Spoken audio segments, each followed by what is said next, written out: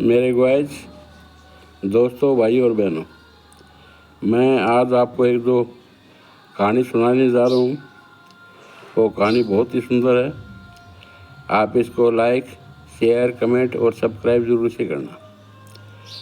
किसी राज्य में एक राजा राज करता था। उसके एक सुंदर सी पत्नी भी थी, लेकिन उस राजा में एक खूबी थी कि सुबह सुबह वो रानी को उठाता और उसकी नथ में से 100 तीर निकालता और तीर निकालने के बाद में उस रानी से कहता कि बता, मेरे से शक्तिशाली या बलशाली कोई है इस दुनिया में? तो वो डर के मारे कहती कि ना महाराज, आपसे शक्तिशाली और बलशाली इस संसार में कोई नहीं है। ये सिलसिला बहुत दिनों से चल रहा था। एक दिन वो अपनी माँ के पास गई तो उसकी माँ ने कहा कि रानी, तुम इतनी दुबली पतली कैसे हो गई? तुम्हारे को कोई खाने की कमी है या और कोई परेशानी है? लेकिन उसने बताया नहीं। फिर भी उसकी माँ ने बार बार उसको पूछने पर और जवाब देने से उसने ये सारा माजरा बता दिया कि ऐसे ऐसे और राजा मेरी नथ में से 100 तीर रोज़ निकालता है और फिर कहता है कि बता, मेरे से शक्तिशाली या बलशाली कोई है इस संसार में? तो उसकी माँ ने कहा कि बस इतनी सी बात है। तो मैं तेरे को बताती हूँ कि तुम्हारे को ये करना है कि जब वो तीर निकाल दे तो उससे बात पूछे कि बता, बलशाली कौन है? तो उसने कहा कि महाराज, इस संसार में आप बाहर निकल के देखो, बहुत से बलशाली भी हैं और शक्तिशाली भी हैं। तो दूसरे दिन जब वो रानी सोई हुई थी, राजा पास गया उसके और राजा कहने लगा कि उठो रानी, मैं तीर निकालूंगा। अब रानी झट से खड़ी हो गई और नथ को पकड़ के ऊपर किया तो उसमें से राजा ने 100 तीर निकाल दिए। और फिर आदत के अनुसार उसने पूछा कि बता, मेरे से बलशाली इस संसार में कोई है?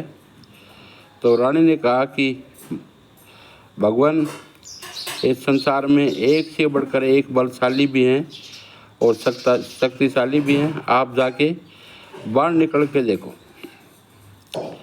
अब राजा को बात चुभ गई तो राजा ने 5-7 दिन का खाना अपने साथ लिया और वहाँ से चल पड़ा। बाहर गया। दूर जाने के बाद में उसको एक काना आदमी जो रास्ते में एक साइड में पड़ा हुआ था और ऊपर उसकी नज़र थी। तो राजा ने उसको कहा, भाई ऊपर क्या देख रहा है? तो उसने कहा, मैं तो ऊपर इंद्र भगवान के दरबार में अप्सरा नृत्य कर रही है और मैं उसका डांस देख रहा हूँ। तो राजा ने कहा कि इतनी दूरी से? बोले हाँ जी, इतनी दूरी से, मेरा तो रोज़ का काम है। बोलो चलो, अपने से शक्तिशाली आदमी ढूंढते हैं। बोलो पहले रुको, उस अप्सरा की एक पाजेब टूट के गिरेगी और वो पाजेब लेके चलूँगा। अब राजा को बहुत आश्चर्य हुआ। जब भी वो पाजेब गिर के नीचे पड़ी, उसने जेब में डाल ली और उसके साथ साथ आगे हो लिया। उसके बाद आगे उसको एक आदमी जो तीर कमान धनुष बाण लिए हुए था, वो बैठा हुआ था। तो राजा ने उससे कहा, भी यहाँ पर क्या करते हो? चलो अपने से शक्तिशाली आदमी ढूंढते हैं। तो उसने कहा कि मैं 100 कोस पर एक मेरी तीर गई हुई है, उसको लाने के लिए एक आदमी भेजा है। तो बोलो यार, 100 कोस तो बहुत दूर है, ये तो कोई महीने 2 महीने में आएगा। बोले नहीं नहीं, अभी आने वाला है। इतनी देर में एक लंगड़ा आदमी वो तीर कमान लिए हुए आ गया। अब राजा को देख के बहुत आश्चर्य हुआ कि 100 कोस ये आदमी आधे घंटे में आ गया, ये तो बहुत बलशाली आदमी है। अब वो चारों आदमी वहाँ से चल पड़े। आगे एक राज्य में एक लड़की का स्वयंवर, राजकुमारी का स्वयंवर चल रहा था। उसमें शर्त ये थी कि जो भी आदमी वो अनमोल सुपारी के पेड़ में से सुपारी लाएगा उससे मेरी लड़की का विवाह कर दूँगा। वो अनमोल सुपारी का पेड़ वहाँ से 50 कोस दूर था। अब शर्त बहुत बड़ी थी कि 50 कोस में अनमोल सुपारी का पेड़, और उसने टाइम दे दिया आधे घंटे का।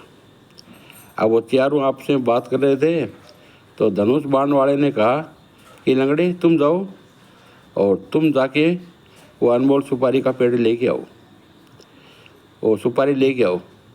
तो वो वहाँ से चल दिया। अनमोल सुपारी के पेड़ के पास उसने सुपारियों की जेब भर ली, और वहाँ ठंड ज़्यादा थी इसलिए वहाँ पर लेट गया और सो गया। अब आधे घंटे में सिर्फ 10 मिनट बचा, तो राजा ने कहा कि तुम्हारा लंगड़ा आया नहीं, क्या बात है, 10 मिनट बचे हैं। तो राजा ने उस दिव्य दृष्टि वाले कांडे से कहा कि देखो वो कहाँ पर है। तो उसने नज़र दौड़ाई तो बोला वो तो अनमोल सुपारी के पेड़ के नीचे सोया हुआ है, और एक काला नाग उसको डसने के लिए तैयार है। अब राजा ने धनुष बाण वाले से कहा कि तुम्हारा धनुष तीर चलाओ और उस सांप को मारो। तो उसने धनुष तीर चलाया और वो सांप को उसने वहीं पर मार दिया। अब तीर की आवाज़ सुनते साथ और लंगड़ा की आँख खुली और वो वहाँ से भागा। भागने के बाद सीधा राजा के दरबार में आ गया और वो सुपारी उनको दे दी। अब राजा ने कहा कि मैं तो मेरी बच्ची का विवाह तुमसे करूँगा, बताओ चारों तैयार हो जाओ, कौन कराएगा। अब राजा बोला देखो मैं तो पहले से शादीशुदा हूँ। दूसरा काना बोला मैं तो इंद्र भगवान की अप्सराओं का नृत्य देखता हूँ, तो मेरे बस की बात नहीं है। तीसरा धनुष बाण वाला बोला कि देखो मेरे बस की बात नहीं है, मैं तो धनुष बाण चलाता हूँ। तो उस चौथा लंगड़ा बचा जो सुपारी लाया था, उससे उसकी शादी कर दी।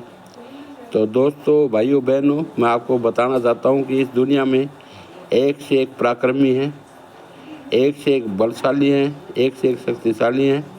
आप बाहर निकल कर देखो, एक से बढ़कर एक है इस दुनिया में। धन्यवाद, थैंक यू।